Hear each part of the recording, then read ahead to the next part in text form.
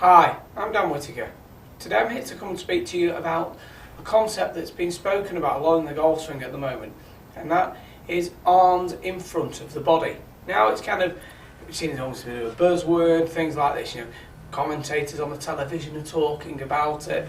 I often refer to it a lot in my analysis, yet I see a lot of people wondering what arms in front of the body actually is, and some components that it takes that need to be put into place to allow this to actually happen. Now, what actually happens with the arms in front of the body is this. At a dress, when we set up to it, our arms are in front of our chest here.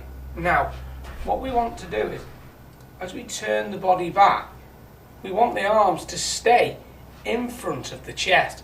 So when we get to a 9 o'clock position back right here, we would see that the hands are in line with the sternum. This is actually telling us that the arms are in front of the body. Now it's really, really important that we understand what this concept is, because we play golf in front of us, and this is the concept of it. It's the arms that they stay in front at all times. So they're in line with the sternum here. So as I wind up to the top, this may look like a very deep backswing, okay, or flat to some people, but it's not very on plane because the left arm's across the shoulder plane.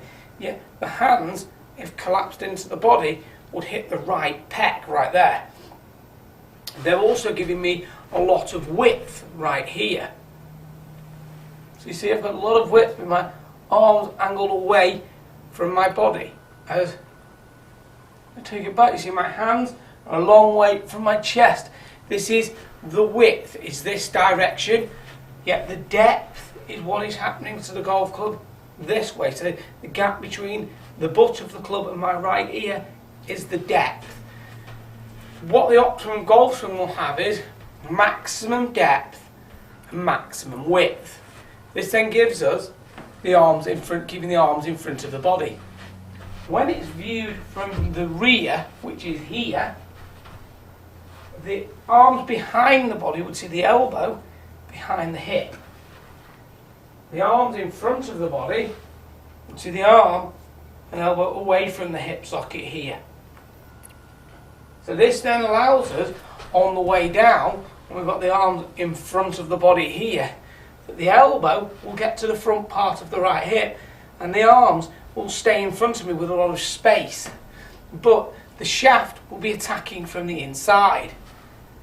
The way that we can allow the shaft to attack from the inside is that we'll make sure it's laid off at the top.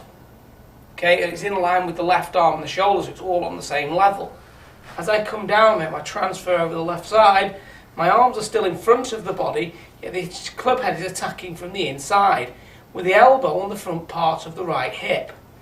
From here, I can now turn around, okay, and my arms have stayed in front of the body, and the elbow has stayed on the hip. What this then allows me to do is, as I'm coming in with this elbow on the hip, here I can simply clear around and keep the arms in sync with the body, and then through to the finish right here. Now, we've seen this kind of idea of the arms staying in front of the body very evidenced at the Masters, where we saw Charles Schwartzel, we saw Jason Day, and quite a lot of the other players employing this kind of three-quarter, three-fingered type shot into a lot of the greens. Now, what this allows them to do is, if they have got the backswing fully in sync, in other words, the left shoulder stops, the club stops, and on the through swing, right shoulder stops, the club stops, this gives them these hold-off type shots. So we would see here, here, this is these three-fingered shots. But you can only play them when the arms are in front of the body. Now, a phenomenal drill for helping with this has been the wide-to-wide that I highlighted in the analysis of Hunter Mahan. What Hunter tends to do is, in the backswing, he'll make these backswing where he feels the club set, but almost doesn't set the golf club very much at all, okay, but keeps the arms very in front of him, and on the way through, rotates through, keeps the arm right in front of the body. So he turns, he gets a little bit of set going back, keeps the arm very wide away from the body, and rotates, keeps the arms in front of the body, and finishes through here. A great drill for this is getting a ball right in between the arms,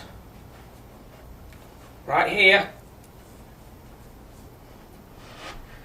and then simply having the ball there, learning to turn back, keep the arms in front, and then turn through and keep the arms in front.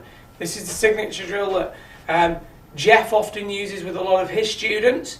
It's a drill that I'm very fond of and I use a lot. The ball's the thing I recommend for all players because it's very good for syncing the arms to the body up. What we're looking at doing is turn the body back. Okay, set the arms in front of the body and wind around, and the body arms stay in front of the body. So at all times the arms are fully synced up to the body. That means that the arms have stayed in front.